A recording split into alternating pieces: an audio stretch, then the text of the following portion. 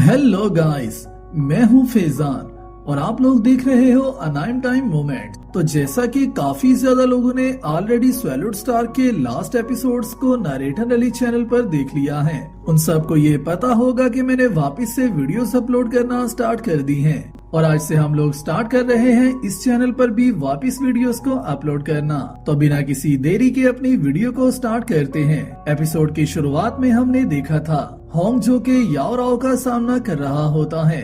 याओ राओ के सामने आते ही होंग उस पर अटैक करने से थोड़ा सा झिझक रहा था और वहीं पर याओ राओ जैसे ही होंग की बॉडी पर अपना हाथ रखती है तो होंग को अपना वापिस का टाइम याद आना स्टार्ट हो गया था, जहां पर गोल्डन हॉर्न बीस्ट के साथ फाइट करने के बाद जब होंग कोमा में रह रहा था तो तब के वक्त किस तरह से याओ राओ उसका ख्याल करती रही है और उसके लिए कितनी ही ज्यादा परेशान रहा करती थी और किस तरह से जब के वक्त फर्स्ट निर्वाणा हुआ था तब के वक्त अर्थ को प्रोटेक्ट करते हुए याओ राओ छोटी सी बच्ची को होंग ने पालना स्टार्ट किया था। मगर उसी के साथ ही एक और इल्यूजन स्टार्ट होती है, जहां पर जैसे ही होंग 18 वर्ल्ड से बाहर आता है तो वहां पर फैंटम किंग होंग से कहने लगी, तुमने सारी इल्यूजन्स को पास कर लिया है। और वहीं पर जीशिंग आकर होंग के गले लग गई। मगर उसी के साथ ही नेक्स्ट इल्यूजन का स्टार्ट हुआ। तो यहाँ पर बेसिकली होंग अभी तक इसी इल्यूजन के अंदर था और होंग को इस इल्यूजन के अंदर ही ये लग रहा था शायद उसने इल्यूजन्स को पास कर लिया है, मगर ऐसा नहीं हुआ। और जीशिंग होंग के गले लगते ही होंग के साथ फाइट करना स्टार्ट करने लगी और होंग पर अटैक करती जा रही थी। जहां पर होंग जैसे ही उसका सामना करने लगा तो उसी के साथ ही फैंटम किंग कहती है, तुम शायद से इमोशनल होने की वजह से इस पर अटैक नहीं कर पा रहे, मगर क्या तुम्हें इस बात का पता है कि ये जीशिंग नहीं है। जो सुनते ही होंग जीशिंग पर अटैक करता है और जीशिंग को काफी ज्यादा डैमेज हुआ। मगर ये देखते फैंटम किंग कहने लगी, क्या तुम सिर्फ अपनी एक जीत के लिए अपने प्यार को कत्ल करना चाहते हो? क्या जीतना ही तुम्हारे लिए जिंदगी में सब कुछ है? तो यहाँ पर फैंटम किंग अपनी इल्यूजन्स का पूरा फायदा उठाते हुए होंग के माइंड तक को इन इल्यूजन्स में कंज्यूम करना चाहती थी, जो सबके लू फेंग को समझ आ रहा था। मगर लू फेंग कुछ चाहते हुए भी होंग को नहीं था बता सकता। और यहाँ पर फैंटम किंग ऐसा चाहती थी कि होंग जीशिंग को इस तरह से इल्यूजन में डील करे कि रियल की जीशिंग को ये सब देखकर होंग से नफरत हो जाए।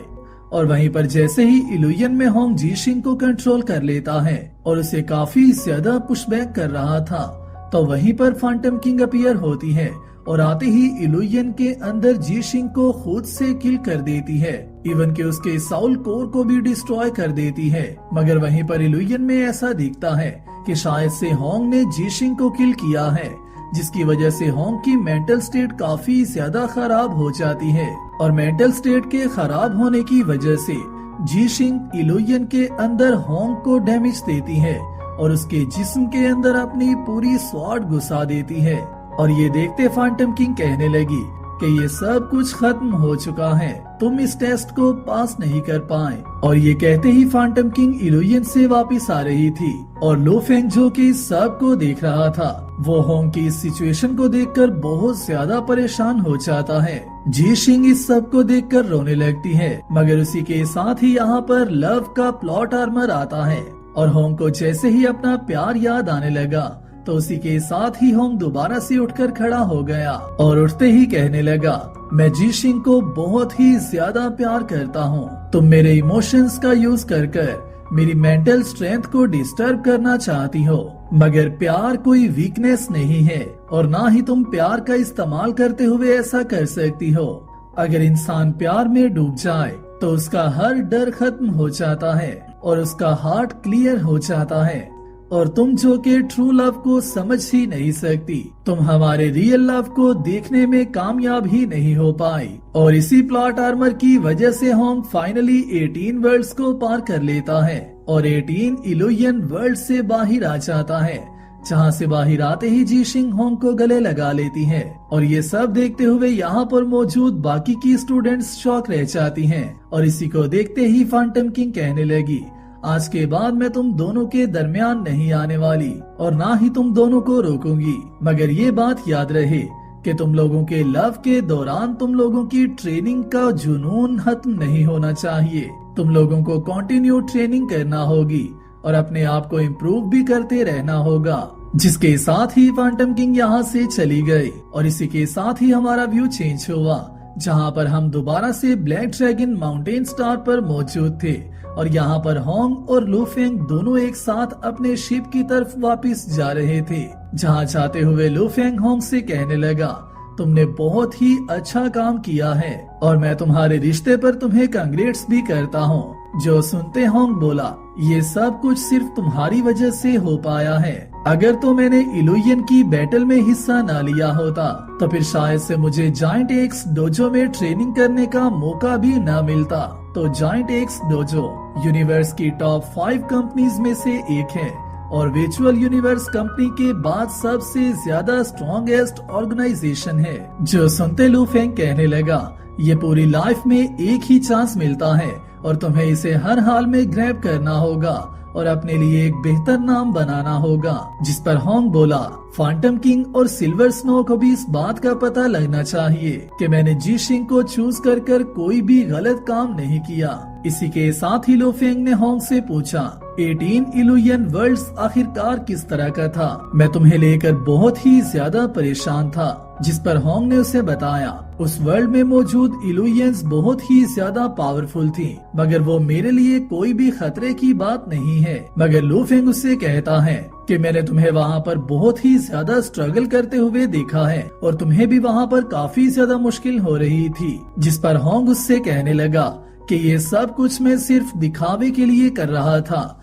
ये इल्यूजन्स मेरे लिए कोई भी बड़ी बात नहीं थी और ना ही ये मुझे कोई थ्रेट पहुंचा सकती हैं। जो सब कुछ कैसे मुमकिन है ये मैं शॉर्ट्स की वीडियो में बताऊंगा कि आखिरकार होंग किस तरह से एक अनडाइंग मास्टर की इल्यूजन को पार कर पाया है। इसी के साथ ही लो फेंग कहता है, जबकि तुम्हारा सारा मैटर सॉल्व हो चुका है तो फिर मुझे यहाँ से चलना चाहिए और मैं जाकर अपनी इन्वेस्टिगेशन को स्टार्ट करने वाला हूँ। जो कहते लू फेंग और होंग दोनों ही एक दूसरे के गले लगते हैं और इसी के साथ ही हम नेक्स्ट व्यू में देखते हैं सिल्वर स्नो को, जो कि लू फेंग की सारी पिक्चर्स को देख रही थी और लू फेंग ने इन दिनों में क्या क्या किया है उस सब पर नजर रखे हुए थी। और इसी के साथ ही कहने लगी, लू फेंग तुम बहुत ही ज्यादा शातिर हो। होंग के मैटर को सॉल्व करने के बाद और उसकी हेल्प करने के बाद तुम इस तरह से बिहेव कर रहे हो कि शायद तुम हमें जानते तक भी नहीं हो। तुमने हमारा फायदा उठाया है और अभी के लिए तो लू फेंग ये कह रहा है कि मैं स्टार सिस्टम्स को टूर करने के लिए जा रहा हूँ और अपने काम से काम रखूंगा। जो सुनते ही लाइटनिंग मार्क्विस बोला, लू फेंग जिस तरह से बैंक्वेट पर पूरा न्यूट्रल एक्ट कर रहा था, मुझे ऐसा नहीं लगता कि वो सब धोखा हो सकता है। ऐसा भी तो हो सकता है कि लू फेंग को ये पता ही ना हो कि वहाँ पर मौजूद लोग हमारे अपने ही लोग थे। तो क्या हम लोग लू फेंग का सामना नहीं कर सकते? हम लोगों को उसके सामने सीधे तरीके से जाना चाहिए। मगर यही सुनते सिल्वर स्नो कहने लगी, हम ऐसा हरगिज नहीं करने वाले। लू फेंग के पास कोई भी ऐसा एविडेंस मौजूद नहीं है कि वो हमें खतरा पहुंचा पाए। तो क्या तुम लू फेंग को हमारा एविडेंस देना चाहते हो? मगर यहाँ पर इन्हें कोई भी और ऐसा आइडिया नहीं था रहा कि ये लोग किस तरह से लू फेंग को बांध कर रख सकते हैं ताकि ये लोग अपनी सेफ्टी का ख्याल कर सके। और यही सुनते सिल्वर स्नो बोली, लू फेंग को बिजी रखने का एक और तरीका मौजूद है। मगर उसी के साथ ही हम देखते हैं एक एलियन आंट को, जो कि आते ही एक बड़ी सी बॉडी में फिट होती है और इस ऑब्जेक्ट में फिट होने के साथ ही ये ऑब्जेक्ट एक्टिवेट हो जाता है। और वहीं पर हम देखते हैं यहाँ पर और भी 8 एलियंस काम कर रहे थे, जो कि वापस अपने प्लेनेट पर सिग्नल भेजते हैं और इस सिग्नल में ये मौजूद था टारगेट नंबर 9। लू फेंग को हम लोगों ने black dragon mountain empire dragon star में स्पॉट कर लिया है। जिस आंसर के जवाब में एक एंटिटी उनसे कहती है, जल्दी से एक अपॉर्चुनिटी ढूंढकर जितना जल्दी हो सके लू फेंग को एलिमिनेट कर दो। और जहाँ तक मुझे लगता है ये एंटिटी आंट क्वीन थी। जिसके साथ ही हम नेक्स्ट व्यू में लू फेंग, सिल्वर स्नो और लाइटनिंग मास्टर को देखते हैं, जो कि कंपनी को रिपोर्ट कर रहे थे। जहां कंपनी का मैसेज ये था कि अभी तक हॉर्न रेस इशू रिजॉल्व क्यों नहीं हो सका। आखिरकार वो लोग इतने मंथ से तुम लोगों से संभाले क्यों नहीं जा रहे।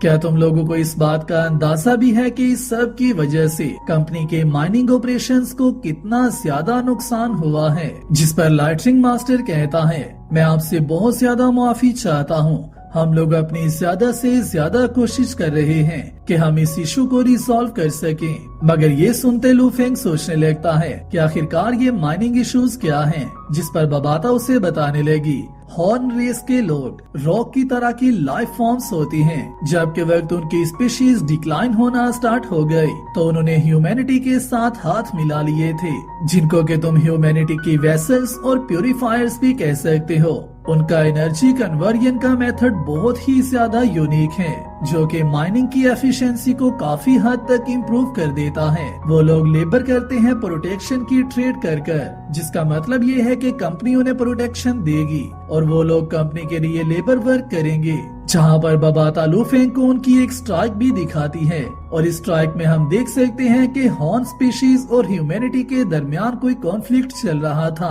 गोल्डन हॉर्न क्लैन ने काफी ज्यादा इमोर्टल डाइटीज तक को प्रोड्यूस किया है, जो सब कुछ हिस्ट्री में मौजूद एक ग्रेट फिगर की वजह से हो पाया था। इस ग्रेट फिगर ने जाने से पहले यहाँ पर एक सेक्रेड माउंटेन फिट कर दिया हुआ है और जो भी इसके लाश को कम्प्रीहेंड करने में कामयाब हो जाए उसकी कल्टीवेशन में काफी ज्यादा हद तक इंक्रीज आता है। और उसी के साथ साथ रॉक स्पीशीज के जो लोग इसके लाश को कम्प्रीहेंड कर लेते हैं और अपनी पावर को इंक्रीज कर पाते हैं, कंपनी टॉप टैलेंट्स के तौर पर उन्हें इनवाइट कर लेती है। जो सुनते ही लो फेंग कहने लगा, क्या ये सब ऐसा ही नहीं कि कंपनी उन्हें कैनन फॉडर के तौर पर यूज कर रही है। मगर बबाता ने उसे रोक दिया और उससे कहने लगी कि तुम ऐसा नहीं बोल सकते।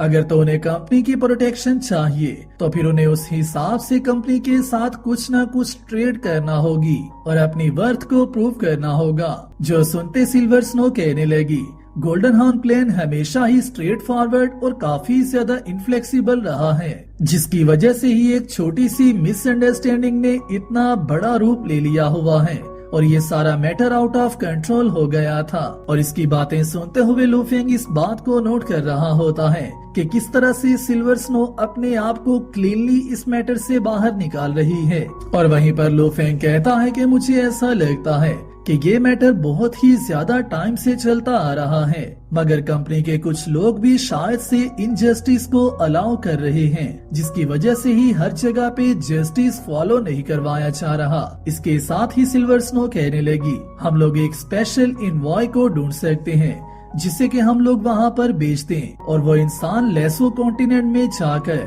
एक छोटा सा विजिट करे और गोल्डन हॉर्न क्लैन के इमोशंस को हमारी सिंसियरिटी शो करवा सके। मगर हमें इस बात का ख्याल रखना होगा कि ये इंसान ज्यादा पावरफुल भी ना हो, ताकि हम लोग उन्हें कोई उल्टा इम्प्रेशन ना दे सके।